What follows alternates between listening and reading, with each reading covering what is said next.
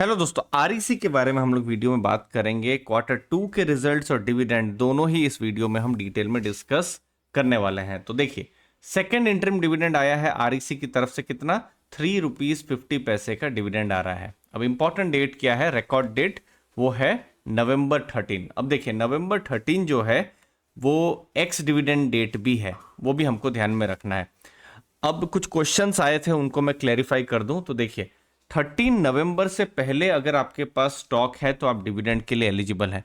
अब नवंबर 13 को आप स्टॉक बाई करते हैं तो आप डिविडेंड के लिए एलिजिबल नहीं है।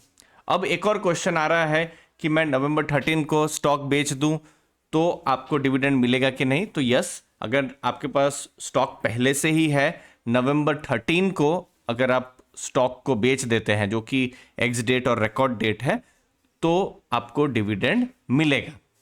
लेकिन यह भी ध्यान में रखिएगा कि जो शेयर प्राइस भी जो है ₹3.50 से कम होगा। किस दिन? नवंबर 13 को। ठीक है, तो ये कहीं पर भी आपको डाउट होगा तो कमेंट सेक्शन में पूछ लीजिएगा। अब जो भी एलिजिबल इन्वेस्टर्स होंगे, अब एलिजिबल कौन हो रहा है? नवंबर 13 से पहले जिनके पास भी स्टॉक है, तो उन इन्वेस्टर्स को 30 नवंबर या उससे पहले पेमेंट भी हो जाएगा। डिविडेंड की अगर हम बात कर रहे हैं तो ये है लास्ट ईयर का डेटा।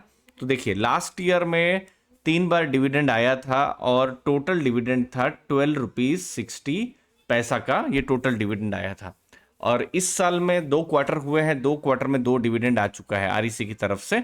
टोटल ₹3 और ₹3.50, मतलब ₹6.50 का डिविडेंड आ चुका है। अब देखिए, डिविडेंड के लिए बहुत जरूरी है किसी भी कंपनी के लिए कि प्रॉफिट करना। तो लास्ट ईयर उन्होंने प्रॉफिट किया था। ये देखिए, ये उनका ईपीएस है, लगभग 42 के आसपास में है। तो 30% उन्होंने डिविडेंड पे किया था। तो इस साल भी क्या इंपॉर्टेंट रहेगा कि वो प्रॉफिट करे। तो अब हम आते हैं बिजनेस और प्रॉफिट्स के नंबर पर। तो सबसे पहले ये बिजनेस का इंपॉर्टेंट नंबर। आरईसी एक फाइनेंस कंपनी है जो लोन प्रोवाइड करती है पावर सेक्टर के लिए। और अभी उनका जो टोटल एसेट है कितना है? 4.74 लाख करोड़। अब लोन मैक्सिमम उनका पावर सेक्टर में जाता है, लेकिन धीरे धीरे वो अपने जो पोर्टफोलियो है उसमें वो थोड़ा डाइवर्सिफाई भी कर रही है।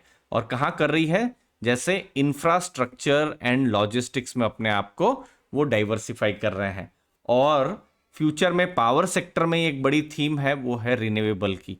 तो रिन्यूएबल में भी अपने पोर्टफोलियो को ज़्यादा ले जा रहे हैं। नहीं तो मैक्सिमम पोर्टफोलियो उनका ट्रांसमिशन, डिस्ट्रीब्यूशन, जनरेशन का है, बट धीरे धीरे वो अभी डाइवर्सिफाई भी हो रहा है। अब यही जो है लास्ट ईयर के कंपैरिजन में 20% लोन बुक का ग्रोथ हुआ है। तो ये अच्छी एक पॉजिटिव चीज़ है कि उनका जो एयूएम है वो बढ़ रहा है, क्योंकि ज़्यादा वो लोन देंगे तो ज़्यादा उनको इंटरेस्ट भी मिलेगा और प्रॉफिट भी होने की ज़्यादा संभावना है। अब देखिए, ये 4.74 लाख करोड़ तो मैंने कहा, जो कि लगभग 5 लाख करोड़ को टच कर रहा है। अब ये किसी भी बैंक जैसा नहीं है। अब देखिए, जैसे बैंक के कस्टमर आप होते हैं, हम होते हैं, हमको आपको पर्सनल लोन चाहिए या फिर कोई कार लोन या फिर 2 व्हीलर लोन चाहिए तो बैंक प्रोवाइड करती है। ये हमको प्रोवाइड नहीं करती, ये इंस्टीट्यूशंस को प्रोवाइड करती है। और कौन से इंस्टीट्यूशन? मैक्सिमम जो पावर सेक्टर के साथ जुड़े हुए हैं। अब यहाँ पर थोड़ा लोन कॉन्सेंट्रेशन वाला भी इशू आ जाता है। जैसे जो मैंने कहा, 4.74 लाख करोड़ में 1.9 लाख करोड़ लोन जो है, जो कि लगभग टोटल 40% उनका जो पोर्टफोलियो है टॉप 10 कस्टमर के पास है। और देखिए, एक कस्टमर 16,000 करोड़ से ऊपर की लोन, जैसे यहाँ 19,000 करोड़ से ऊपर, 45,000 करोड़ से ऊपर की लोन। तो कोई भी लोन अगर इसमें थोड़ा ऐसा मानिए कि थोड़ा तकलीफ में आ जाता है तो बहुत इंपैक्ट यहाँ पर फाइनेंस में पड़ सकता है। तो थोड़ा कॉन्सेंट्रेशन यहाँ लोन में है, बड़ी लोन है और थोड़ा कॉन्सेंट्रेशन भी है। ठीक है, अब प्रॉफिट्स पर आते हैं। डिविडेंड तो प्रॉफिट्स भी चाहिए। तो देखिए, यहां पर प्रॉफिट लास्ट ईयर के कंपैरिजन में 30% हाफ ईयरली इंक्रीज हुआ है। जैसे लास्ट ईयर जो अप्रैल टू सितंबर प्रॉफिट था 5,176 करोड़ था, इस बार 6,734 करोड़ है।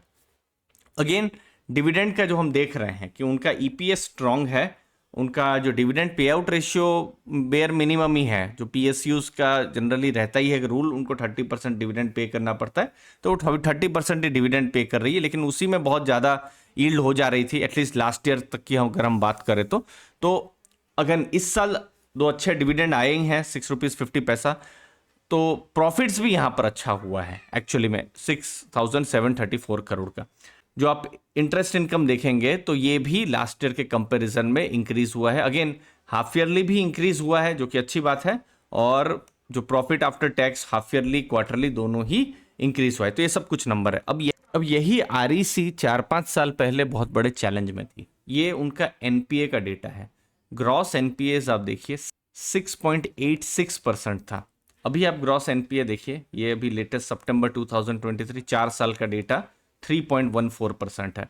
और ये इनफैक्ट कम हुआ है लास्ट कुछ सालों में, ठीक है। अब लास्ट जो 2019 सितंबर 4 साल पहले, इनफैक्ट उस टाइम में पेंडेमिक और वो सब भी डिस्टर्बेंस नहीं आया था, 3.47% का उनका नेट एनपीए था, जो कि बहुत ज़्यादा नंबर है। मतलब मैं खराब में कहेंगे तो ज़्यादा खराब है। अभी कितना है, वो 1 से भी कम हुआ है। इनफैक्ट जून से सितंबर भी थोड़ा एनपीए कम हुआ है।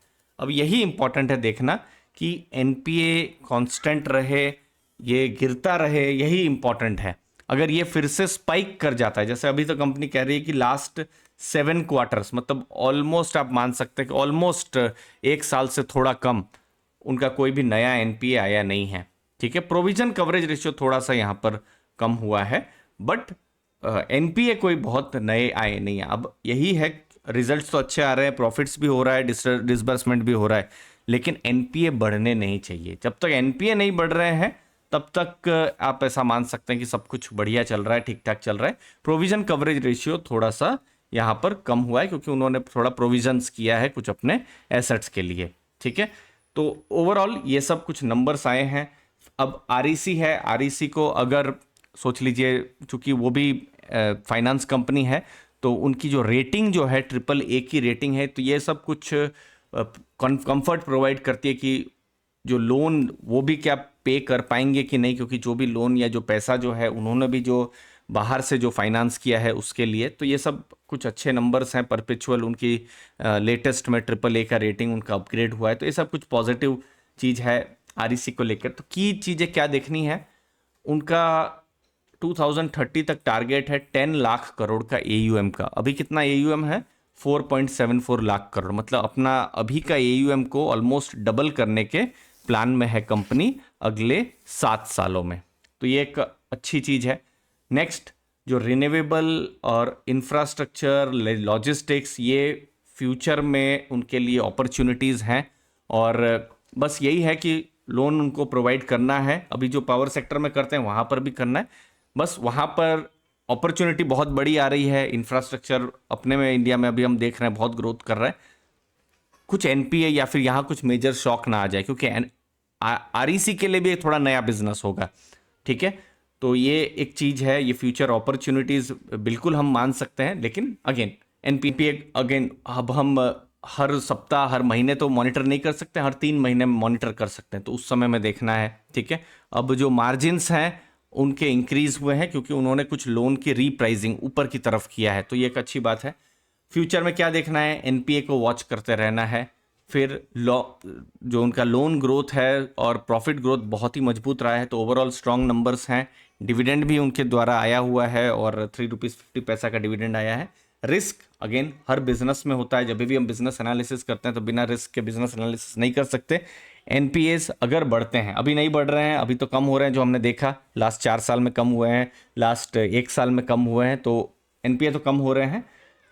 वो एक चीज़ है कि वो बढ़ना नहीं चाहिए किसी भी क्वार्टर में, तो थोड़ा सा नेगेटिव हो सकता है। और कॉन्सेंट्रेटेड पोर्टफोलियो, जैसे हमने देखा कि इतने बड़े टॉप 10 कस्टमर के पास ही लगभग 40% लोन है।